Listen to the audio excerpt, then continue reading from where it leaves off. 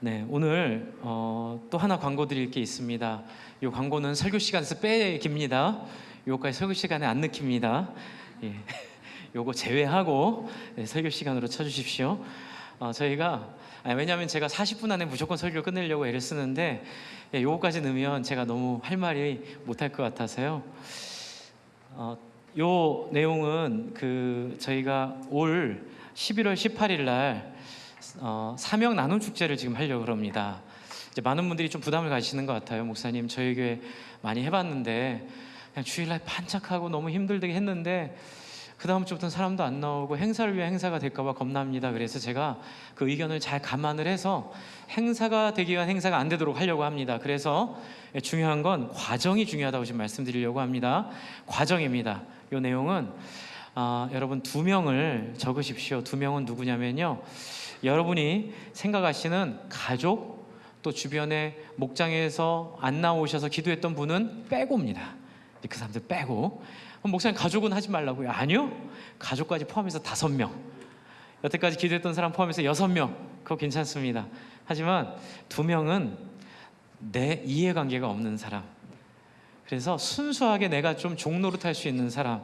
목사님, 저는 교회 다니느라고 친구도 없고 아는 사람도 없어요. 마트 가세요? 마트? 머리는 하시죠?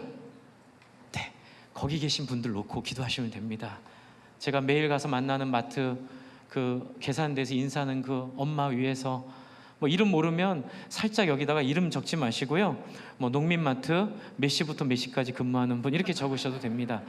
그분 놓고, 여러분이 2사람 놓고 11월 18일까지 이 앞에 보면은 많이 해보셨죠? 연락하기 주간, 차 마시기 주간, 식사하기 주간, 선물하기 주간, 목장 추대 주간. 이거 절대적이지 않습니다.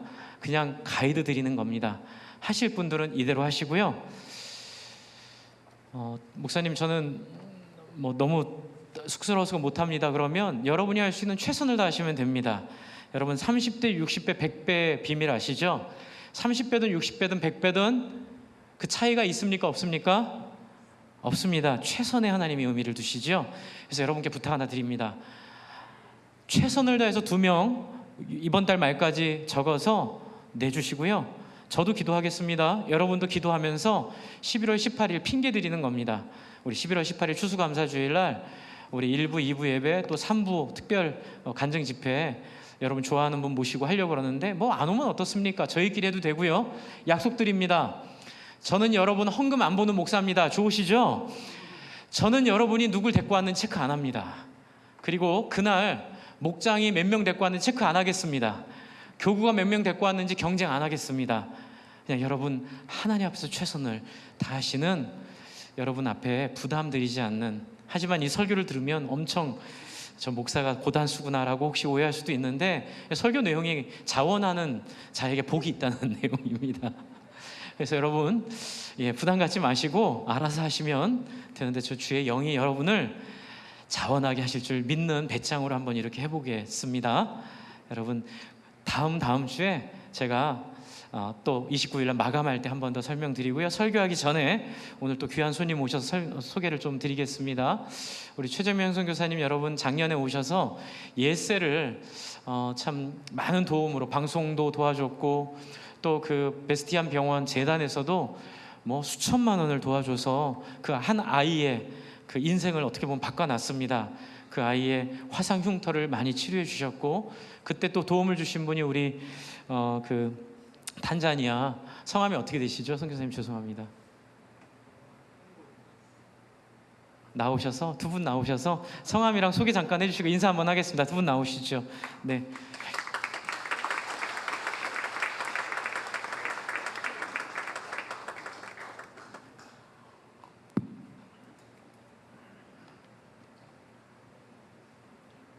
네. 성함 먼저 얘기해 주시고. 조람 홍고리. 네. 조람 홍고리. 환영합니다. 네. 선교사님이 좀 소개해 주십시오. 네. 네, 우리 조람 홍고리는 탄자니아 국회의원입니다. 작년에 예세를 데리고 와서 치료할 수 있도록 데려오고, 또 이렇게 많은 탄자니아 홍보를 해주시고 하셔서 예세가 많이 좋아지고 가서 이제 탄자니아 저희 그 선교지가 아주 발칵 뒤집혔어요. 왜냐하면은 도저히 고칠 수 없는 상황인데 깨끗하게 나아가지고 갔거든요. 그랬더니 많은 사람들이 한국을 다시 보게 됐습니다. 선교사도 다시 보게 되고요. 그래서 우리 국회의원께서 한번 꼭 다시 와서 이 자리에 와서 인사드리고 싶다고. 그래서 이 시간을 빌어서 그 대신해서 인사를 대신합니다. 그리고 엊그저께 그 탄자니아 대사관에 갔었어요. 그래서 대사를 만났는데 거기에서 같이 협력하는데 이렇게 같이 하겠다고. 그리고 다음 주에 이 이낙연 국무총리께서 탄자니아를 방문하신다고 그러더라고요. 그때도 이제 가서 선교사들을 위해서 또 함께 이렇게 대통령 만나고 하는 자리에서 수고하는 그 수고들, 한국의 발전상들, 예세가 또 이렇게 치료돼 가지고 아주 앞으로 훌륭하게 잘할 것을 거기 가서 같이 얘기를 하겠다고 그러더라고요. 그래서 너무 감사한 시간이었습니다. 내일 출국합니다. 감사합니다. 네, 환영합니다. 네, 잘 부탁드리겠습니다.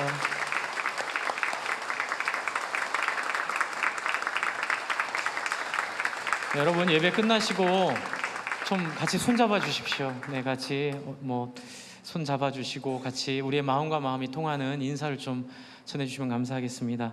지금부터 설교 시작입니다. 제가 너무 여기 압박을 많이 받아요. 제가 예전에 늘 설교 1시간 반 했거든요. 40분에 맞추려고 하니까 제가 능력이 부족한 것 같습니다. 네, 여러분 110편을 제가 만나게 된 거는 제 최근 2, 3개월 동안요. 제가 간증을 하라 하면 한 2-3시간 정도 해야 될 정도로 이게 영혼에 대한 안타까움, 사람에 대한 따뜻함에 대한 하나님의 마음을 하여튼 여러 상황을 통해 저를 만나게 하셨어요. 어떤 사람의 일, 또 어떤 일과 관계된 일, 또 교회, 심지어는 교회 지금 리모델링하는 이 관계 속에서도 영혼에 대한 모습을 보게 하시더라고요.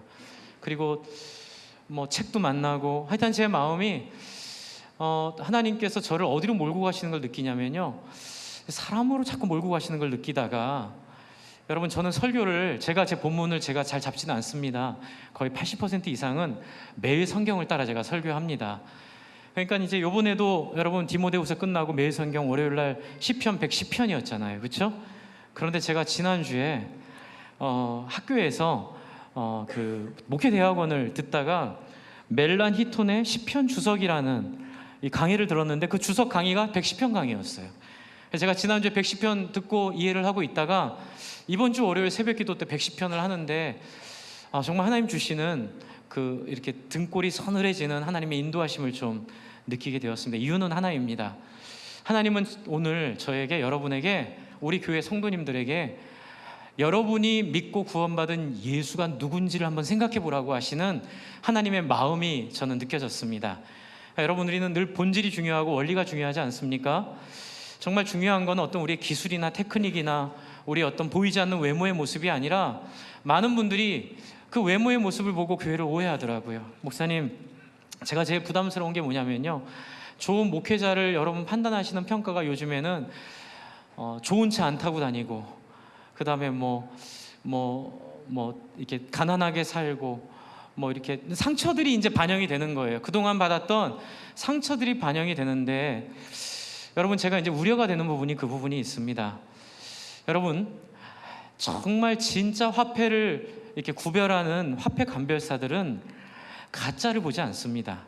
계속 진짜만 보고 있다가 진짜를 계속 보다가 진짜를 봤을 때 그 진짜인가 가짜인지가 확인이 되죠. 어떤 가짜를 기준으로 자꾸 이것만 아니면 돼, 이것만 아니면 돼, 이것만 아니면 돼라는 것이 우리의 신앙의 본질을 얼마나 흐트러뜨리는지 모르겠습니다. 그런데 워낙 시대가 너무 어두운 시대, 또 정보가 너무 많이 왔다 갔다 하니까 신앙을 많이들 오해하시더라고요. 그래서 어떤 분들은 신앙을 민주주의, 교회 민주주의를 신앙이라고 주장하시는 분도 계시고요. 또 그게 반대로 신앙을, 그것도 맞는 얘기긴 합니다. 틀렸다는 얘기는 아닙니다. 동성애 반대, 그것만 얘기하면 다 되는 거라고 착각을 하세요. 그것도 맞죠. 민주주의적인 요소도 있습니다. 그리고 여러분들이 다 원하는, 우리 교회를 오면서 다 원하는 여러분들의 어떤 취향이 있고 여러분 생각이 있죠. 그런데 여러분, 저는 그것을 맞춰드리기보다는 저는 진짜가 뭔지를 설명을 해야겠다는 생각이 좀 들었습니다. 여러분, 오늘 이 시편 110편은 다윗의 시입니다. 그런데 놀랍게도 이 다윗의 시를 하나님이 예수님이 마태복음 22장의 어떤 상황에서 당신을 계시하시면서 해석하게 하신 본문이 이 본문이에요. 그래서 우리는 명확하게 이해할 수 있습니다. 여러분, 성경 해석의 최우선의 해석 원칙은 예수님이 어떻게 성경을 이해하셨는지가 중요합니다. 여러분, 그래서 110편은 예수님이 당신을 스스로 이해하시는 메시아가 누군지에 대한 이해가 이 시편 110편에 있다고 보시면 됩니다. 또 이제 여러분, 시편 2편도 메시아 시편이라고 하는데요. 그래서 시편 2편도 여러분 나중에 시간 되시면 보시면 되고요. 근데 오늘 확실한 건 110편을 통해서 하나님은, 다윗은 몰랐을 거예요. 아마 다윗은 이렇게 자기도 자기의 어떤 그 삶의 정황이라고 그러죠. 자기의 삶의 경험과 정황에서 자기가 고백한 하나님에 대한 고백을 했는데 하나님이 그 고백을 사용해서 예수를 증명하는 데 이 시편을 쓰셨습니다. 그런데 여러분, 110편을 보시면 나머지 내용은 다 하나님의 일이다, 하나님의 역사다라는 얘기가 있고요. 3절 하나에만 그 내용이 무엇인지가 3절에 나와요. 그래서 여러분, 110편에서 제일 중요한 구절은 3절이라고 저는 생각합니다. 그러니까는 메시아가 오셔서 할 일을 3절에 얘기하고 계세요. 그러니까 나머지는 메시아가 어떤 분인지를 설명을 하고 있습니다. 메시아는 하나님의 오른편에 계시는 분이죠. 원수들로 내 발판이 되게 하기까지 내 오른쪽에 앉아 계시게 하시는 분이시고요. 2절에 시온으로부터 주의 권능의 지팡이를 주신, 권능을 주신 분이시고요. 또 뒤에 보시면 멜기세덱의 서열을 따르는 하나님의 처음 아브라함과 하나님 맺은 언약 가운데 계셨던 그 컨텍스트 안에서 그 하나님과 맺은 그 언약의 그 멜기세덱이라는 존재가 갖고 있었던 하나님의 영원한 도성의 상징성, 그걸 통해서 하나님은 또 아브라함까지 연결을 하시죠. 그리고 5절, 6절, 7절 뭐예요? 이 메시아는 영원히 승리할 거다. 이 메시아는 영원한 메시아다. 이제 이 얘기하고 있는 거예요. 근데 여기 이것만 보면요, 이제 우리 안에서 이게 이렇게 막 이렇게 에너지 있게 튀어나오지 못해요. 그냥 네, 하나님 옳아요, 맞아요, 하나님 최고예요. 그런데 여기 이제 3절을 보시면 메시아를 통해 누구를 만들고 싶으신지에 대한 하나님의 소원이 나와 있어요.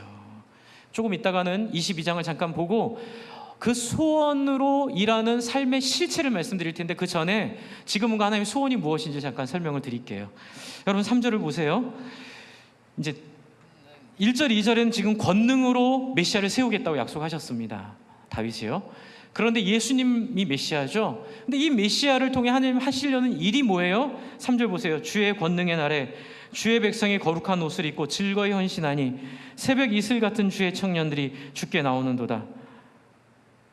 왜 목사님, 새벽 이슬 같은 주의 청년들 참 아름답네요, 이렇게 생각하실 수 있고, 저도 그렇게 생각을 했습니다. 그래서 새벽 이슬 같은, 아까 좀 했던 그 찬양이요, 주의 청년들이 주께 나오, 얼마나 아름다운 찬양이에요. 그런데 그것보다 더 놀라운 사실이 이 안에 있습니다. 여러분, 그게 뭘까요? 한번 보세요. 3절에 보시면 여러분이 본질이 나와 있습니다. 인생의 본질이 3절 안에 나와 있습니다. 태도가 나와 있습니다. 뭐예요? 한번 보세요. 3절 한번 보세요. 3절 보시면 나머지는 어떤 신분, 자기의 어떤 그런 정체성이 나와 있고요. 하나가 그 사람이 하는 어떤 삶이 나옵니다. 뭘까요? 즐거이 헌신함입니다. 즐거이 헌신하면, 여러분이 즐거이 헌신하면은 그냥 지나치면 안 됩니다. 즐거이 헌신함은 하나님 한 맺힌 이야기예요. 즐거이 헌신함에 하나님의 모든 피눈물이 담겨 있는 거예요. 여러분, 하나님이 아담과 하와를 창조하시고 하나님 소원하신 게 뭐예요? 선악과는 먹지 말라, 생명나무는 먹으라. 여러분, 그렇게 얘기했을 때 하나님의 소원은 뭘까요? 하나님의 소원, 하나님의 말씀에 기쁨으로 따르는 사람을 보고 싶었던 거예요. 먹고 싶어도 아버지가 먹지 말라 그랬으니까 여러분 이거는 먹고 안 먹고의 문제가 아니에요. 아버지에 대한 나의 진심이 그 안에 담겨 있는 거예요. 여러분 옛날에 출장 가시는 남자분들이 이렇게 출장 가셔서 가족 사진 이렇게 호텔에 놓는 거 서양 전통들 있잖아요. 저는 그게 굉장히 아름다운 모습이라고 봅니다. 유혹받을 수 있는 상황들, 그렇죠? 얼마나 많은 유혹들이 있겠습니까? 그런데도 가족 사진을 놓으면서 어떤 유혹에 넘어가지 않을 힘을 어디서 받아요? 아내와 아이들과의 무엇 안에서? 관계 안에서 즐거이 기쁨으로 유혹에 넘어가지 않는 모습이에요. 이게 즐거이 헌신하는 거예요. 그런데 이스라엘은 이 모습이 하나도 없었습니다. 이스라엘 속에는 이게 한 번도 나타난 적이 없어요. 그래서 하나님은 당신의 소원을 간절히 보여드렸는데 사람들에게 몇 번 나타나요. 그게 누구예요? 나의 벗, 나의 사람 아브라함아. 아브라함, 모세, 그렇죠? 노아, 뭐 이런 가끔 나타나는 하나님의 사람을 통해 하나님은 반짝반짝 뭘 보시냐면 하나님이 소원하셨던 하나님 닮은 사람의 가능성들을 보여주세요. 모세나 아브라함이나 뭐 다윗이나 물론 실수는 하지만 그 안에 최선을 다해 하나님을 향해 하나님 좋아하신 일을 한번 어떻게 실수하더라도 해보려고 하는 그 진심을 담은 사람, 마음과 마음이 닿는 사람. 그런데 여러분 이스라엘의 역사는 이게 다 안 되는 거예요. 그렇게 부탁을 하는데도 사람들은 이게 정말 안 돼요. 사람들의 관심은 다 어디 있죠? 하나님을 통해 얻게 될 나의 구원에 관심이 있는 거예요. 그러니까 정말 하나님은 구원을 통해 하나님과 만나라고 하시는데 사람들은 자꾸 하나님을 통해 내가 얻게 될 천국에만 관심이 있어요. 하나님을 통해 얻게 될 내 인생의 영광에만 관심이 있어요. 하나님을 통해 얻게 된 내 인생에 아무 일 없는 간증에만 관심이 있어요. 저는 사실 제가 오해하지 마십시오. 그걸 제가 싫어한다는 건 아니에요. 저는 이렇게 인생을 오래 사신 목사님들 이렇게 간증하실 때 평생 아무 일도 없이 하나님 복 주셔서 자식들도 잘 되고 배고픈 적도 없고 그냥 이렇게 행복하게 행운아처럼 이렇게 살아왔습니다. 이제 그 말이 저한테 능력이 되지 않더라고요. 차라리 어떤 목사님이 저는 평생 하나님 위해서 제가 할 수 있는 최선을 다했습니다. 제 재산도 다 썼고 그러느라 고생도 많이 했습니다. 많이 아프기도 했고 그래서 오늘 이렇게 오래 살지 못하고 일찍 죽는 것 같습니다. 근데 저는 그 고백이 더 마음이 느껴지는 고백이에요. 하나님이 내 인생을 지켜주셔서 아프지도 않고 110세까지 이렇게 살다가 아름답게 죽는 인생, 그건 간증이 아니게 느껴지는 거죠. 왜요? 하나님의 소원은 그것 보는 게 아니라 사람이 하나님께 갖고 있는 진심을 즐거이 하나님을 기뻐하고 헌신하는 모습 안에 보고 싶으셨지만 여러분 사람들은 그 모습 계속 안 해드려요. 여러분 그거 아세요? 엄마 아빠가 원하는 게 여러분 그깟 돈이겠어요? 엄마 아빠가 원하는 게 여러분 그 명절에 안 빠지고 찾아오는 거겠어요? 엄마 아빠 원하는 건 딱 하나예요. 엄마 아빠 마음을 만져주는 거예요. 엄마 아빠 마음을 알아주는 거예요. 엄마 아빠 마음을 위로해 주는 거예요. 그걸 모르고 이 어리석은 자식들은 돈이면 되겠거니 돈 그냥 주고 끝내려고 그러고 그냥 엄마 아빠 마음에 대못 박는 얘기나 하고. 여러분 이게 하나님이 우리를 바꾸기 원하셨던 메시아가 필요로 했던 우리 인류 인간의 모습이에요. 여러분 이 일을 다시 좀 이따 돌아오겠습니다. 예수님한테 갔다가 마지막으로 돌아오고 마칠 텐데요. 이 일을 예수님이 마태복음 22장에 지금 그 꼬투리를 딱 잡고 들어가세요. 지금 예수님은 그 꼬투리를 딱 하나 잡고 들어가시는 게 있어요. 네, 그게 뭐냐면 마태복음 22장에 바리새인들이 예수님 되게 싫어하거든요. 여러분 예수님은요 이방인들이랑 싸우지 않으셨어요. 유일하게 싸운 사람들이 이 하나님을 믿는다고 하면서 종교성에 빠진 사람들이랑 싸우셨어요. 이유는 딱 하나예요. 여러분 이게 무너지면 영원히 소망이 없기 때문에 그래요. 그러니까는 저 같은 사람이 위험한 거예요. 이제 목회자 또는 장로님들 신앙생활 오래 하신 분들이 사실 예수님이 가장 요주의로 관리해야 될 분들이에요. 왜냐하면 인간은 본질적으로 이 바리새인 모습으로 빠져갈 수 있는 위험이 있기 때문에 그래요. 여러분 지금 바리새인들과 사두개인들 율법사들이 예수님 되게 싫어합니다. 여러분 싫어하는 게 뭘까요? 제가 옛날에 여쭤봤더니 목사님 그래야 예수님 십자가에 달리시고 부활하셔서 우리를 구원하실 수 있으니까 당연히 싫어하고 죽여야죠. 그렇게 생각하시면 성경이 안 풀립니다. 여러분 왜 바리새인과 율법사들이 예수 싫어했을까요? 교인들의 마음을 뺏겨서 그래요. 여러분 지금 유대인들은요 어마어마한 영광을 누리고 살고 있습니다. 뭐예요? 사람들의 인생을 다 자기 한 손에 쥐고 살아가요. 사람들은 결혼을 하든 무슨 일을 하든 다 율법사들한테 와서 물어봅니다. 바리새인들의 허락을 받습니다. 바리새인들은 완전히 지도자예요. 그래서 사람들을 말 한마디로 이렇다 앉혔다 할 수 있는 권력을 맛보고 알게 된 거예요. 근데 그 권력은 하나님의 소원을 이루기 위해 하나님이 잠시 허락해 주신 권력이에요. 그런데 여러분 사람은요 그게 안 되는 것 같아요. 그 권력을 맛보면 누굴 잃어버려요? 하나님을 잊어버려요. 그거 주신 하나님 잊어버려요. 그리고 어디에 집착해요? 그 권력과 그 힘, 죄송합니다 이런 표현 써서 밥그릇이에요. 그래서 예수님은 제가 청년부 설교할 때 그런 표현을 가끔 썼는데 여러분 용서해 주세요. 예수님은 바리새인과 사두개인들의 밥그릇을 건드신 거예요. 오셔가지고 예수님이 막 사랑으로 사람을 섬기니까 사람들이 찍소리도 못하고 바리새인과 사두개인들의 그 종교 권력 밑에 숨도 못 쉬고 그들의 어떤 도구로 이렇게 신음하고 있었던 사람들에게 예수님이 새로운 길을 열어주신 거예요. 사람들이 다 예수님한테 간 거예요. 그러니까 바리새인과 서기관들은 예수를 없애지 않으면 자기들의 영광을 찾아올 수가 없는 거죠. 여러분 슬픈 이야기가 여기 있습니다. 많은 분들이 신앙을 이렇게 오해를 하세요. 그래서 그 예수 안 믿는 분들 가끔 얘기 들어보면 목사님 저 교회 안 나가요. 왜? 교회 갔더니요 세상이랑 다를 게 하나도 없어요.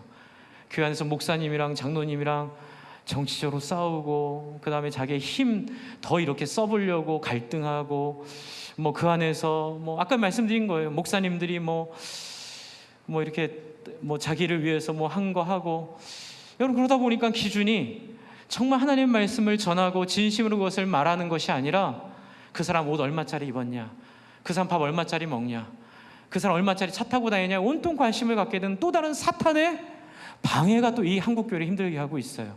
여러분 이거는요 사탄한테 우리가 농락당하는 겁니다. 뭐예요? 어느 면이든 다 하나님의 소원에 관심을 잃어버리는 거예요. 그래서 성도님들은 막 교회 안에서 민주주의를 만들어야 된다고 막 민주주의 얘기하는데 가끔 듣다 보면 너무 고통스러워요. 왜요?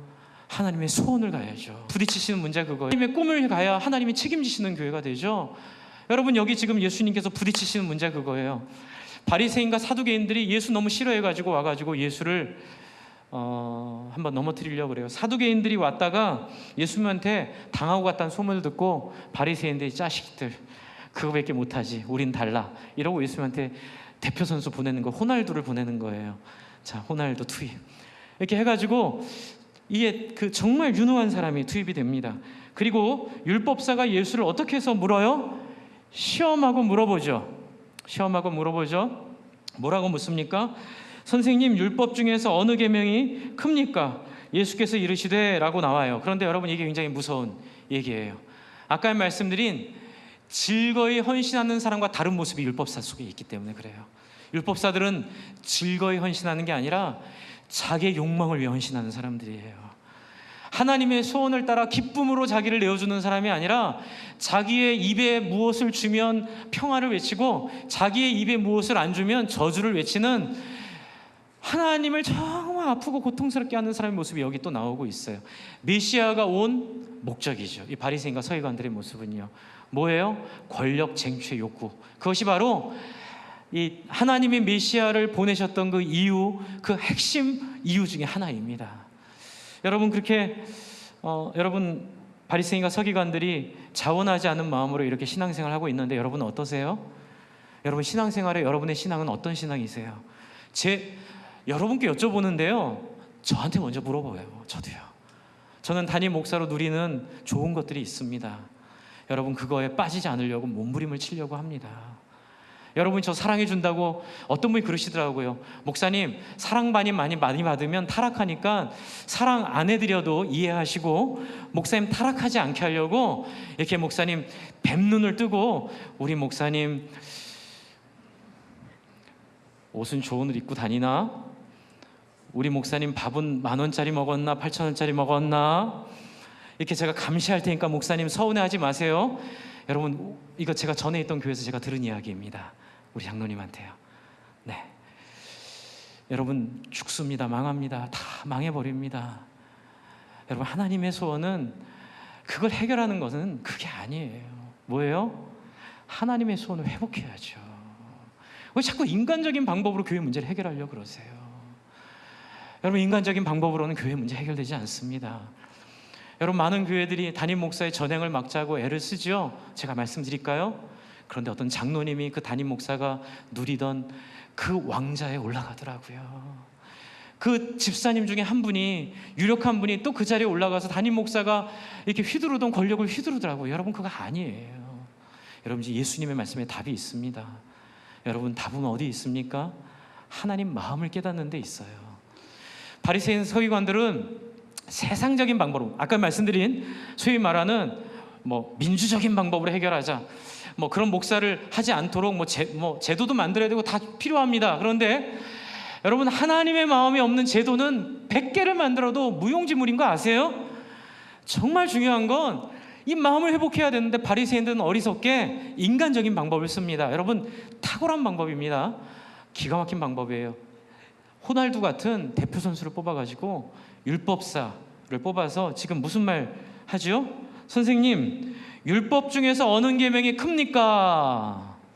여러분 이건요, 이 당시에 예수님 옆에 있는 제자들이 들었다면 등골이 서늘해질 질문이에요. 왜요? 마태복음 앞장을 여러분 계속 묵상해 보세요. 예수님의 사역의 특징이 나타납니다. 특징이 뭐예요? 사람보다 하나님을 더 중요하게 여기는 것 같이 보여요. 그래서 예수님은 안식일에 막 사람 고쳐주세요. 예수님은 막 그 유대인들이 만지면 안 된다, 막 율법으로 정해놓은 거 상관없어요. 사람 구하려면 그냥 막 만져버리세요. 여러분 나인성의 과부, 제가 이제 첫 전도사 때 첫 장례식 설교를 그걸 했는데 평생 잊을 수가 없어요. 너무 영광스러운 설교였어요. 제가 영광스러웠어요. 너무 그 예수님 만난 거예요. 여러분 나인성의 과부를 예수님이 나인성으로 들어가다가 과부 만나요. 그런데 그 과부가 막 울고 있어요. 그런데 예수님이 그 과부 우는 거 보면서 관으로 뚜벅뚜벅 걸어가시지만 여자야 울지 말라. 그 다음 장면에서 깜짝 놀라는 거예요. 그리고 관에 어떻게 해요? 손을 대시고. 여러분 율법에서 관에 손을 대면 안 되거든요. 부정하게 되거든요. 그런데 예수님의 관심은 어디 있어요? 자식 외아들 하나 잃은 과부인데, 남편도 이러는데 자식 하나 잃은 거 과부를 보고 예수님 거기에 마음이 쏟아지신 거예요. 그리고 가서 그냥 관에 손을 대세요. 그리고 말씀하세요. 청년아 내가 내게 말하노니 일어나라. 달리다 쿰. 또 다른 본문에서는 소녀를 그렇게 일으켜 세우시죠. 소녀야 일어나라. 여러분 여기에 뭐가 담겨 있어요? 하나님의 소원이 담겨 있어요. 그런데 유대인들은 그걸 잡은 거예요. 야, 저 예수 저거 죽일 방법 내가 찾았어. 질문 하나만 끝나. 율법 중에 최고가 뭔지 물어보면 뭐라고 질문해도 죽일 수 있어. 뭐예요? 예수의 율법 중에 첫째가 무엇입니까? 라고 물어보면 예수가 두 가지 중에 하나 얘기하겠죠. 법대로 내 뜻과 정성 다해 목숨 다해 하나님 사랑해라. 이렇게 얘기하면 유대인들 뭐라 그러면 돼요? 당신 그런데 안식일날 사람 고쳤잖아. 당신 관에 손댔잖아. 한 입으로 두 얘기하는 사람이네. 여러분 이렇게 하려고 그러는 거예요. 그리고 만약에 그래도 이웃이 먼저야, 그러면 뭐로 잡으면 되죠? 예수 한 행동을 보니까 이웃이 먼저야 그러면 그거는 아주 외통수예요. 이웃이 먼저 이렇게 얘기해버리면 여러분 율법의 첫째 계명을 부인하는 자입니다. 이건 메시아일 수가 없습니다. 이 사람 잡아 죽입시다. 아주 영리한 이게 제도를 계략을 꾸민 거예요. 그런데 여러분 많은 학자들은 아니네요. 일부의 학자들이 이 33절을 굉장히 중요하게 봐요. 여러분 예수님의 이 탁월한 말씀 보세요. 첫째는 뭐라 그러죠? 유대인들이 한 얘기를 말하는 거예요. 너희 말처럼 하나님 사랑하는 게 맞아. 하나님 사랑해야지. 여러분 교회와 신앙생활하는 거 잘하시는 거예요. 여러분 이렇게 예배 안 빠지고 오시는 거 잘하시는 거예요. 장로로, 권사로, 집사로 잘하시는 거예요. 헌금 열심히 잘하시는 거예요. 당연히 해야죠. 그런데 여러분 39절을 한번 볼까요? 36절에는 이것이, 38절에는 크고 첫째 된 계명이라고 말해놓고 이게 치명적인 단어가 하나 있어요. 그게 뭐냐면 따라해주세요. 둘째도 그와 같으니. 여러분, 인류의 역사를 바꿔놓은 단어입니다. 둘째도 그와 같으니. 한 번도 누구도 이 단어를 상상해 본 적이 없는 거예요. 항상 순서가 있었어요. 뭐가 우선이에요? 하나님 사랑이 우선이었다고 생각을 했어요. 그래서 많은 유대인들이 많은 하나님으로부터 나온 권력을 자기가 누리면서 사람들 사랑하지 않는 걸 정당화했죠. 나는 은사가 없어. 사람 사랑에 은사가 없는데 나는 하나님 사랑만큼은 내가 완벽해, 퍼펙트해. 나는 괜찮아. 이렇게 생각을 하게 만들었던 걸 예수님이 한마디로 날려버린 게 둘째도 그와 같으니, 이 단어예요. 이전에 구약에서는 이런 단어를 상상도 해본 적이 없어요. 하나님 사랑이 첫째고, 이웃사랑은요, 여러분, 하나님 사랑은 헌법 1조 1항이었어요. 이웃사랑은 시행부칙 맨 36조 38항 9항 가끔 나오는, 그래서 사람들은 하나님 사랑은 꼭 해야 되고 이웃사랑은 뭐 못하면 할 수 없고, 근데 더 중요한 건 뭐예요? 예배 드리는 거. 더 중요한 건 뭐예요? 막 하나님 찬양하는 거. 더 중요한 건 뭐예요? 율법 지키는 거. 막 이렇게 생각했는데 예수라는 사람이 뚝 와가지고 막 사람을 사랑하는 거예요. 근데 예배 드리는데도 막 율법 어겨가면 사람 사랑하고, 막 자기 시간 계획 막 어긋나는데도 길 가다가 누가 도와달라면 딴 길로 막 새버려요. 미친 사람처럼 예수가 사람을 사랑하는 거예요. 넌 죽었다. 넌 죽어봐라. 그리고 질문했는데 예수가 뭐라 그래요? 둘째도 이와 같으니. 여러분, 이게 뭔지 아세요? 하나님 사랑하는 자는 이웃 사랑하게 돼 있다는 얘기예요. 니네가 지금 하나님 사랑하지 않는다는 얘기예요. 바리새인, 서기관, 율법사, 너희들은 입으로만 하나님을 얘기하지만 너희는 하나님의 눈물에 관심이 없다는 얘기예요. 너희는 하나님의 안타까움에 관심이 없다는 얘기예요. 너희는 그 종교를 가지고 목사 임내, 장로 임내, 죄송합니다, 오해하지 마십시오. 장로님도 용서해 주십시오. 권사 임내, 집사 임내, 우리가 3대 4대 신앙인 임내, 그게 무슨 상관이에요? 감사합니다. 안 하셨으면 굉장히 혼자 썰렁할 뻔했습니다. 제가 그래서 여러분, 사역도 마찬가지예요. 10년 20년 교사한 게 그게 무슨 영광이에요? 성가도 죄송합니다. 열심히 성가대하는 건 너무 귀한데 그것만 가지고는 모자르다는 거예요. 여러분, 우리 모든 예수님이 이 땅에 하나님 주시기 원하셨던 가장 간절한 소원은 뭐냐면요, 하나님의 마음을 통해 하나님의 눈물을 보고, 여러분, 정말 하나님 사랑하는 사람으로 여러분을 하나님께 드리도록 예수 이 땅에 오셔서 찐하게 샘플링 한번 해주신 거예요. 뭐라고요? 예수 덕분에 천국 가는 게 아니고요, 예수처럼 살지 않으면 견딜 수 없는 마음 하나님 우리에게 주신 거예요. 나도 그 사랑 받았으니, 나도 그 용납 받았으니, 나도 그 은혜 받았으니, 여러분, 저도 그렇게 사람들을 사랑하는 건 당연한 거죠. 왜? 찬양하라 내 영혼아. 그리고 하나님 봤어요. 근데 하나님 막 울고 계세요.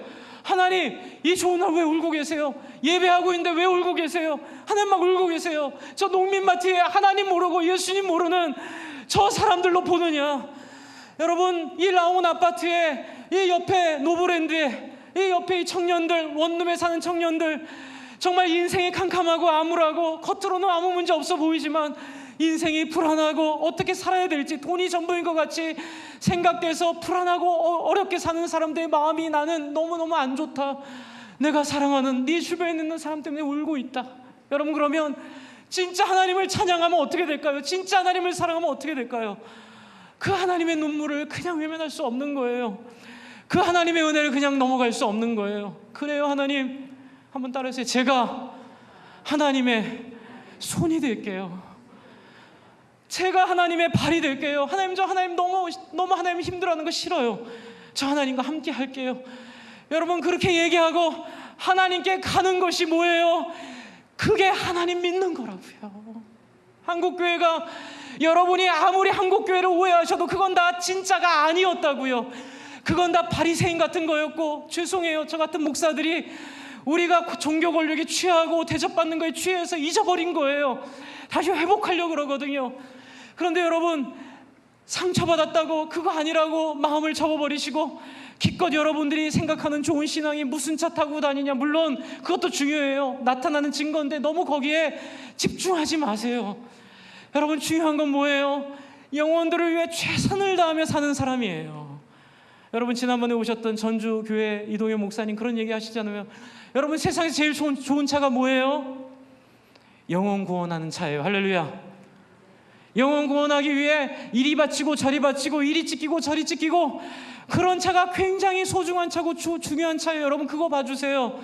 목사가 얼마나 열심히 사람들 섬기고 있는지, 얼마나 진심으로 사람들과 함께 하려고 하는지, 여러분 그런 거 봐주시지 않으면 여러분, 우리는 정말로 하나님이 원하시는 자원하는 심령을 경험하기가 너무너무 어려워져요. 주 안에 사랑하는 성도 여러분, 예수님이 두 가지 얘기하시는 거죠. 자기가 이 땅에 오신 목적은 하나님 사랑은 뭐라고요?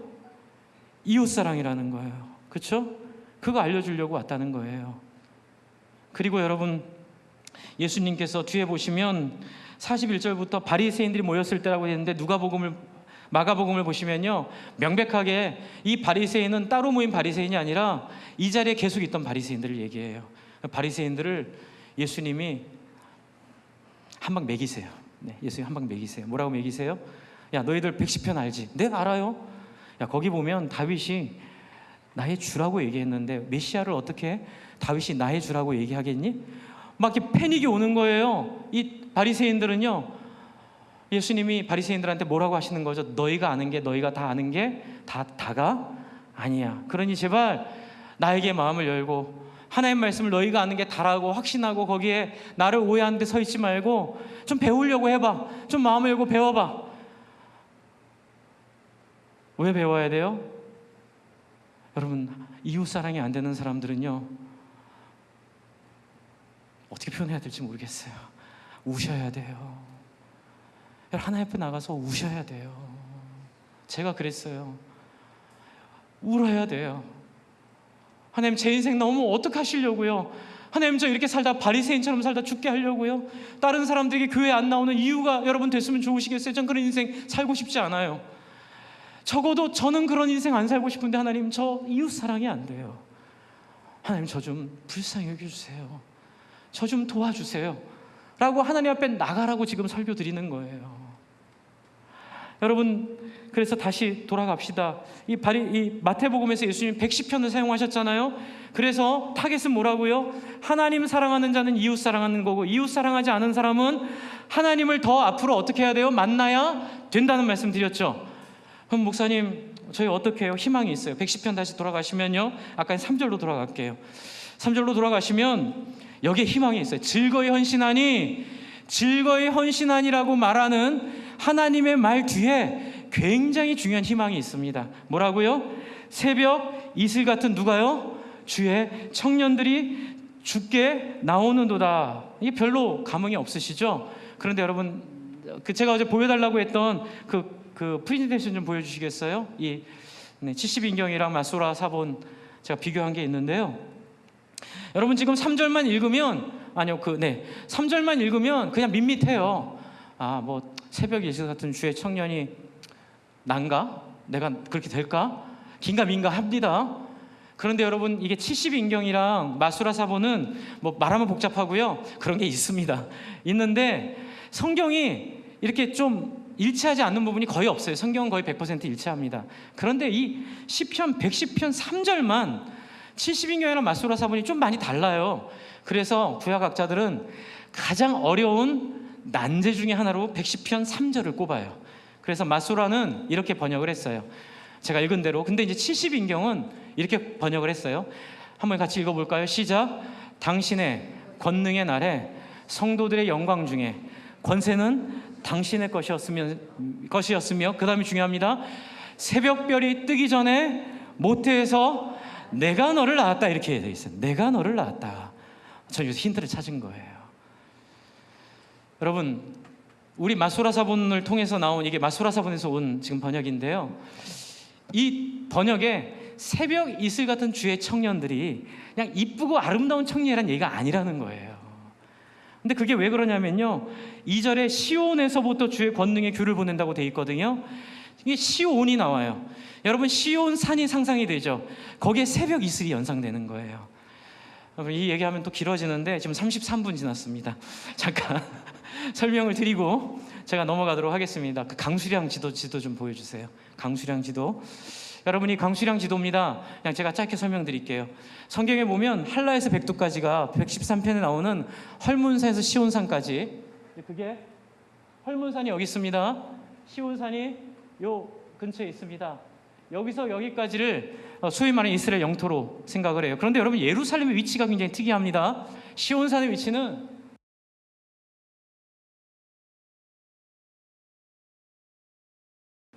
이 라인이 연 평균 강수량 200mm 라인이에요. 여기 헤르몬산은 까맣죠. 헤르몬산은 연 평균 강수량 1200mm 지역이에요.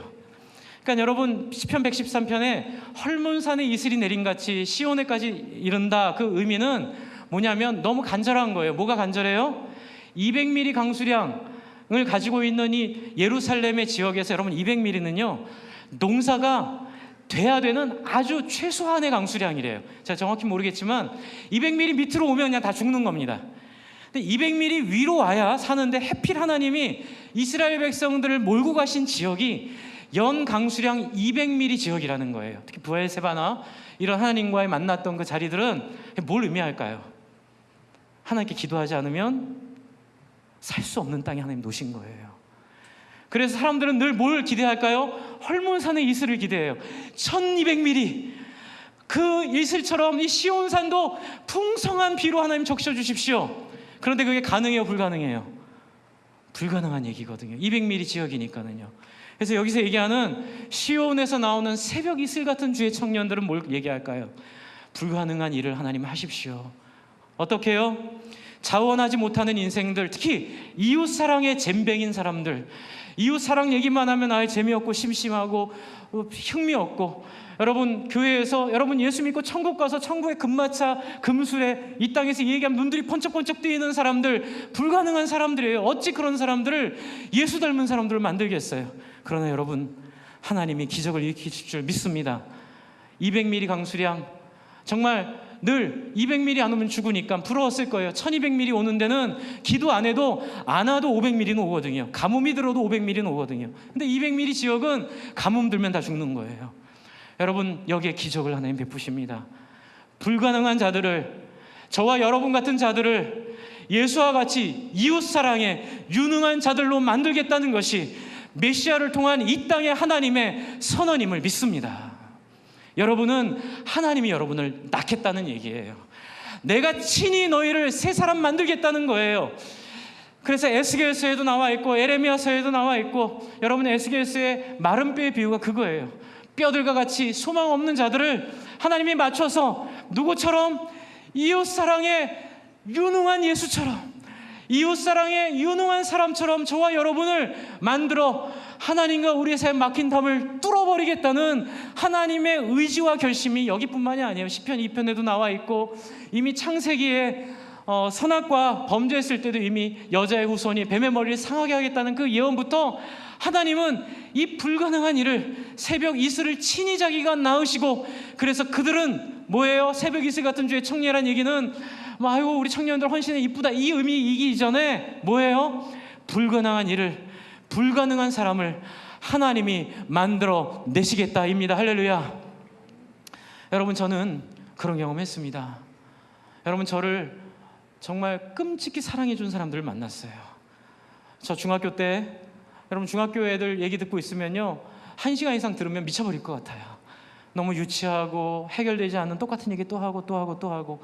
그런데 제가 그런 유치한 얘기를 할 때 제 얘기를 3년 내내 들어준 형이 있었습니다. 한 번도 피곤한 티 안 내고 힘든 티 안 내고, 자기 집에 늘 데리고 가서 저녁에 떡볶이 사주면서 울면 같이 울어주고, 그 유치하고 재미없는 얘기 들어주면서 함께 저를 안아줬던 형이 있었고요. 그리고 그 형도 그 전에 있었던 주일학교 선생님이었던 청년이 그 형을 그렇게 섬겨줬대요. 그래서 저를 그렇게 섬기는 건 그 형한테 자연스러운 거였고, 저도 그 사랑 덕분에 저도 그 사랑이 뭔지를 깨달은 거예요. 여러분, 저도 하나님의 기적이라 믿습니다. 여러분에게 이 기적이 있기를 바랍니다. 여러분, 예수를 믿는다는 의미는 예수 믿고 단순히 천국 간다, 영원히 산다는 의미 이상의 것입니다. 한번 따라해 주십시오. 불가능했던 이웃 사랑이 자연스러운 인생. 여러분, 이것이 메시아를 통해 하나님이 이 땅에 간절히 만들기 원했던 하나님의 오래된 꿈이었고, 오래된 소원이었고, 오래된 바람이었습니다. 여러분, 마지막으로, 그럼 목사님, 제 안에 이웃 사랑이 안 돼요. 여러분, 그건요, 아까 말씀드린 것처럼 하나님 아직 잘 모르시는 거예요. 여러분, 그럴 때는 어디로 나가야 될까요? 115편을 잠깐, 시편 115편. 제가 이번 주에 금요일 설교하다가 여기서 제가 아주 큰 은혜를 받았습니다. 115편 9절, 10절, 11절입니다. 9절, 10절, 11절 요 세 절입니다. 우리 세 절을 같이 읽겠습니다. 시작. 이스라엘아, 여호와를 의지하라. 그는 너의 도움이시오 너의 방패시니라. 아론의 집이여, 여호와를 의지하라. 그는 너희의 도움이시오 너희의 방패시니라. 여호와를 경외하는 자들아, 너희는 여호와를 의지하라. 그는 너희의 도움이시오 너희의 방패시니라. 주 안에 사랑하는 성도 여러분, 안 되는 건 부끄럽지 않아요. 진짜 문제는 안 되는데도 불구하고 신앙생활 하는 거예요. 이웃사랑이 안 되는데도 불구하고 아무 문제 없다고 생각하는 거예요. 여러분, SOS, 비상등, 비상벨을 켜야 됩니다. 그리고 하나님 앞에, 여러분, 새벽 기도회, 금요 기도회, 수요일날 저녁마다 하나님 앞에 나아가서 여호와를 의지합니다. 전부여 의지 없어서 주 앞에 옵니다. 그 찬양을 바로 해야 될 사람들은 이웃사랑이 안 되는 사람들이에요. 부탁드립니다. 제가 올 가을에 이거 하자고 했더니 교회 곳곳에 두려움과 공포의 눈들이 보여요. 목사님, 그것만, 딴 건 다 할 텐데, 딴 거는 다 괜찮은데, 밤새 와서 밥하라는 것도 하고 다 하는데 그 음악은 제발 틀지 마세요, DJ. 제가 그걸 봤어요. 틀 겁니다. 왜요? 그 음악 안 틀면 다 망하기 때문에 그렇습니다. 여러분께 하라는 거 아닙니다. 여러분 안에 하나님이 자원하는 마음을 주실 줄 믿으시기 바랍니다. 죽은 자를 부활시키신 하나님이 여러분 안에 이웃을 향한 마음을 부어주실 걸 믿고 기대하며 그 시온상의 간절한 새벽 이슬과 같은 존재로 여러분이 이 땅의 목마름을 해소하는 사람 될 줄을 저는 믿습니다. 여러분, 그것 믿고 그냥 안 되면 안 되는 대로 하나님 앞에 엎드리십시오. 그래서 제가 말씀드립니다. 안 하셔도 됩니다. 부담 갖지 마십시오. 그러나 여러분, 안 하시고 그 발동이 안 걸리는 분들은 명심하셔야 됩니다. 하나님 만나셔야 됩니다. 여러분을 비난하려고 하는 얘기가 아니라, 여러분 신앙 없다고 여러분을 어렵게 하려는 얘기가 아니라, 여러분을 정말로 행복하게 해드리고 싶습니다. 여러분을 정말로 인생에 경험해보지 못한 뭐라고 표현을 해야 됩니까? 제가요, 이 영광을 제가 뭐라고 표현을 해야 됩니까? 그것 여러분 한번 경험하게 해드리고 싶습니다. 한 번 사는 인생 속히 갈 텐데 오직 주를 위한 인생으로 살아가는 그런 영원한 인생 여러분 한번 만들기 위해서 부탁드립니다. 여러분, 이 일을 통하여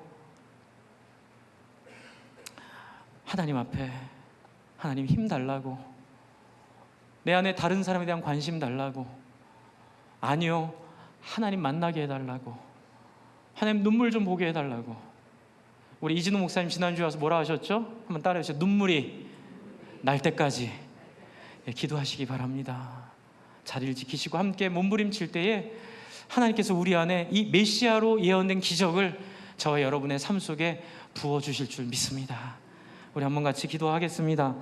하나님 앞에, 하나님, 이웃사랑, 하나님 사랑이 이웃사랑이고 이웃사랑이 하나님 사랑이라는 이 영광스러운 이 진리 앞에 우리가 종교성에 빠지지 않도록 하나님 우리를 불쌍히 여겨달라고, 그래서 결국 새벽 이슬과 같은 주의 청년으로 우리를 다른 존재로 만드시고 우리를 전에 상상할 수 없는 사람을 만드실 그 하나님을 여러분 기대하며 그 하나님 함께 나아갑시다. 여러분, 우리 함께 기도할 때 하나님 도우실 것입니다. 같이 기도하겠습니다.